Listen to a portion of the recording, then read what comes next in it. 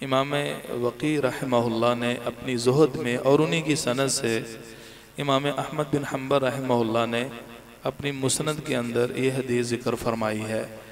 और इस रिवायत को इमाम अबू क़तादा और अबू दहमा रहमहुमुल्लाह वो रिवायत करते हैं।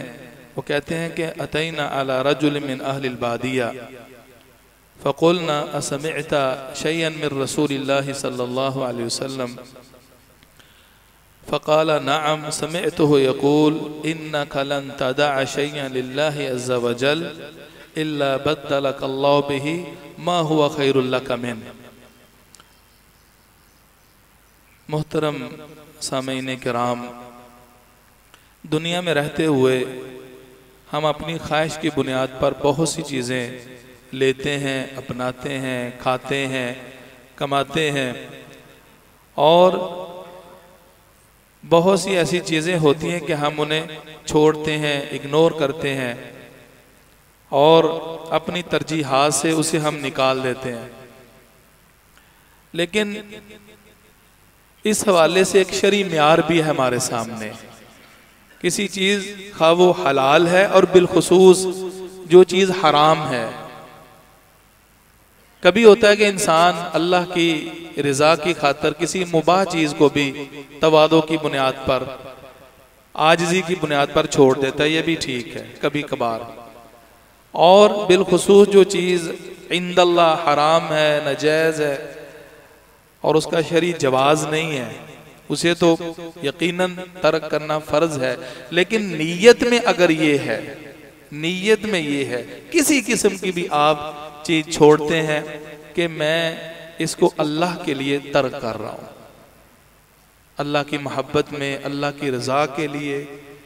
और इसमें बुनियादी जो दाई और सबब है, बुनियादी जिस चीज़ का तकादा है वो आपका ईमान है, इस्लाम है।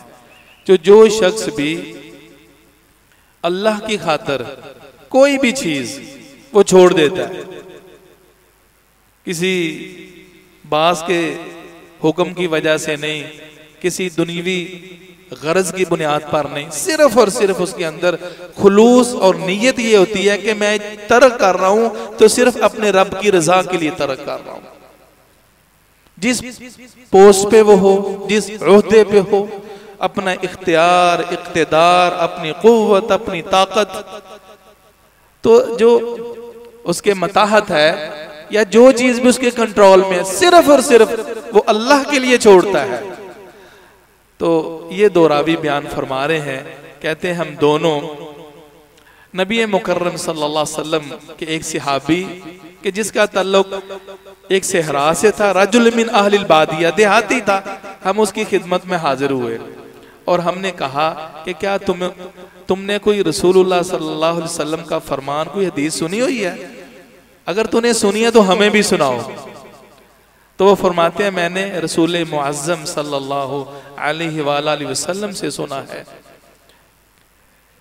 ये इस सहाबी से मुखातब होकर प्यार पैगंबर फरमाते हैं इन्नका लन तदा शय्यन लिल्लाहि अज़्ज़ा वजल, क्या मेरे सहाबी तो जो चीज भी अल्लाह की खातर तर्क करेगा, अल्लाह की खातर तो जो चीज भी छोड़ेगा, इल्ला बद्दलकल्लाहु बिही मा हुवा खैरुल लका मिन, तो रब ताला तुम्हें उससे कहीं बेहतर उसका इवज़ अता फरमाएगा, उसका बदल तुम्हें नसीब करेगा।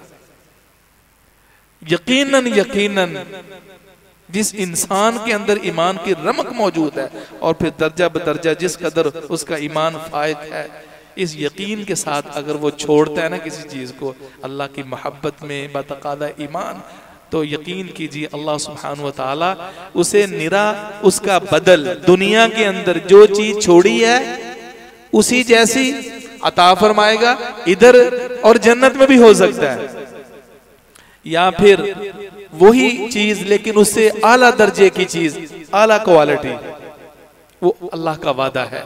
अब आप इस पे आप गौर फरमा सकते हैं कि आप क्या अल्लाह के लिए छोड़ते हैं, किस शान और किस अजमत के साथ अल्लाह की मोहब्बत में उसे तरक करते हैं, और फिर अल्लाह आपको उसके बदले में क्या और किस कदर बेहतर अता फरमाएगा। इसकी दो मिसालें आपकी खिदमत में रखता हूं। रसूलुल्लाह सल्लल्लाहु अलैहि वसल्लम के सहाबा किराम मुहाजिरीन, उन्होंने ना चाहते हुए भी मजबूरी में अपने वतन को तर्क किया, और फिर नतीजा क्या निकला कि रब ताला ने उन्हें वो कुछ दिखाया और वो कुछ अता फरमाया जो आज तक शायद किसी को नसीब ना हुआ। मशरिक था मगरब, अल्लाह रब्बुल इज्जत ने उनको इक़्तिदार नसीब फरमा दिया, गनीमतें और बड़ा ही माल अल्लाह ने इस ईमान की बरकत से दिया। वतन अल्लाह के लिए छोड़ा, उसका ये नतीजा निकला। और कुरान मजीद के अंदर सुलेमान अलैहिस्सलाम का हम वाक़या पढ़ते हैं, सूरा साद के अंदर है। एक दफ़ा क्या हुआ कि जिहादी घोड़े, बड़े खूबसूरत नस्ली असील घोड़े उनकी खिदमत में पेश किए गए और उन्हें देख रहे हैं, उन्हें प्यार कर रहे हैं। यहाँ तक कि जो उनका ख़ास वजीफ़ा था या उनकी नमाज थी या जो भी उनका इबादत का मामूल और शेड्यूल था, वो टाइम निकल गया, गफलत का शिकार हो गए। अपने माल को देखा, जिहादी घोड़ों को देखा, बड़े खुश हुए, लेकिन जब देखा कि इबादत का वक्त निकल गया है तो इसका बड़ा उन्हें सदमा हुआ। कुरान मजीद के अंदर ये पूरा मजमून मौजूद, इद उरिद अलैहि बिल अशी साफिनातुल जियाद फ़क़ाल इन्नी अहबब्तु हुब्बल खैर अन ज़िक्रि रब्बी हत्ता तवारत बिल हिजाब। यहां तक कि सूरज गुरूब हो गया, जिक्र उनका वजीफा रह गया। फिर क्या हुआ, उन्होंने उन घोड़ों को दोबारा मंगवाया। तलाफी क्या कर रहे हैं, घोड़ों को मंगवाया जिनसे बड़ा प्यार था। फतफ़िक़ा मसहम बिसूक़ वल अनाक़। इमाम इब्ने कसीर और दीगर मुफस्सिरीन की राय है कि सबको इस गफलत और अपने इस वजीफे की जो साथ थी रह जाने की वजह से सबको ज़बह कर दिया और कत्ल कर दिया, ताकि अल्लाह मेरा राजी हो जाए।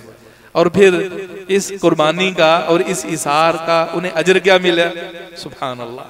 अल्लाह सुब्हानहू व तआला ने वसख्खरना लहुर्री, हमने रीह को उनके मुसख्खर कर दिया। आपको मालूम है ये उनका मोजज़ा था।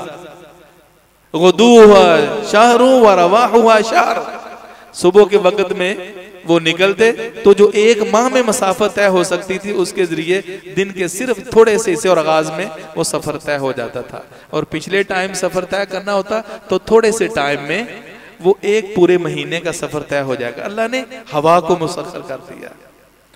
तो रब ताला से दुआ है कि अल्लाह सुब्हानहू व तआला हमें इस बात पे तवज्जो की तौफीक नसीब फरमाए कि हम अपनी दुनियावी अगराज, खानदानी तरजीहात, अपनी औलाद की तरजीहात की बुनियाद पर नहीं, आप कोई भी चीज़ अल्लाह के लिए तर्क करेंगे तो मेरा रब कभी भी आपका अजर और सवाब ज़ाया नहीं करेगा। वो इब्ने हजरत की हदीस आती है ना, कर्ज का लेना देना था तो आपस में आवाज़ें उठ गई तो रसूलुल्लाह सल्लल्लाहु अलैहि वसल्लम निकले और इशारा किया जिन्होंने वो कर्ज लेना था कि आप इशारा किया कि आधा ले लो, आधा ले लो।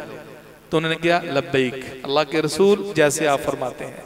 तो क्या अल्लाह उनका ये अजर जाया कर देगा? आप जो भी काम करें मेरा रब आपको अफजल और औला, यहां तक कि गुस्सा आया है, शदीद गजबनाक हुए हैं तो आप उस गुस्से को नाफज नहीं करते और अल्लाह के लिए गुस्सा पी जाते हैं।